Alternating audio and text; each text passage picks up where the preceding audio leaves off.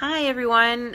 We're at Tax 29 here live with our Answers with Andy episode 9. I'm here with Andy Reigstad, owner of the Boardman Tax 29. I'm Missy Mager, owner of the Warren Tax 29. And last week we covered the question of how does going to school impact my taxes? Well, this week's question piggybacks off of last week's question and student loans and how do they impact my taxes? So how do they impact taxes, Andy?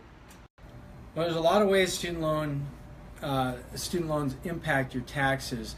We're going to sort of look at the trajectory of it. First off, those students, college students who are taking out loans to pay for their education, even though they're not actually spending any money out of their own pocket, the money that they use from the student loans, as long as it's used for qualifying tuition or tuition related fees or books, can be used for the American Opportunity Credit, the Lifetime Learning Credit, the Hope Credit. These credits are still going to be applicable for people using student loans to pay for it.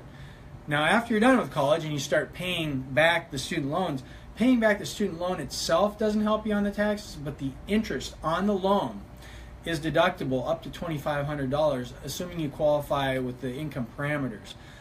For a single person, it's 65. It's a phase out between 65,000 to 80,000. For a married couple, a phase out between 130,000 to 160,000 for adjusted gross income. We have a lot of customers that file married separate.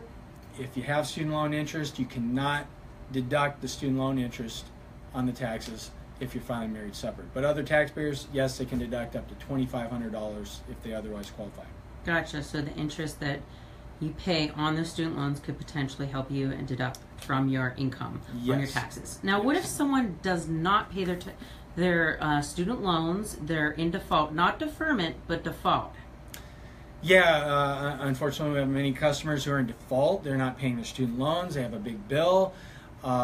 There's several negatives to that. One of the ones that we see is the government will come in and grab your refund and apply it to the student loan. So if you owe back taxes, back child support, or student loans, and you have a refund coming in, guess what? The government, that's the easiest money they can find. They grab it and they apply it to that student loan that you owe. If you just quit paying, this is something that will hover over you indefinitely. And so it's something that you want to start working on paying down. Now, there's also a lot of programs out there that are trying to reduce or eliminate student loan interest or student loan debt. We've had many customers that have been able to reduce their student loans or eliminate it. If you do that, you may see a cancellation of debt basically treated as income on your tax return. And so that's something else that can come into play. You may get your $50,000 debt removed, which is nice, but then you may see $50,000 of taxable income the following year. So something you definitely want to take into consideration before you sign off on such a deal. Gotcha. Well, all important information, as many people are taking out many student loans, thousands of dollars worth. And I think it's over the GDP of most countries, the student loan debt that our country owes right now for college credit. Wow. College classes. Yep. Gotcha. Well, there you have it.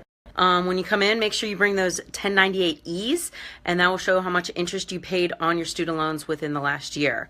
Until next time, that's Answers with Andy, episode 9. Email us or contact us if you have any questions about this episode or any other tax questions that you might have.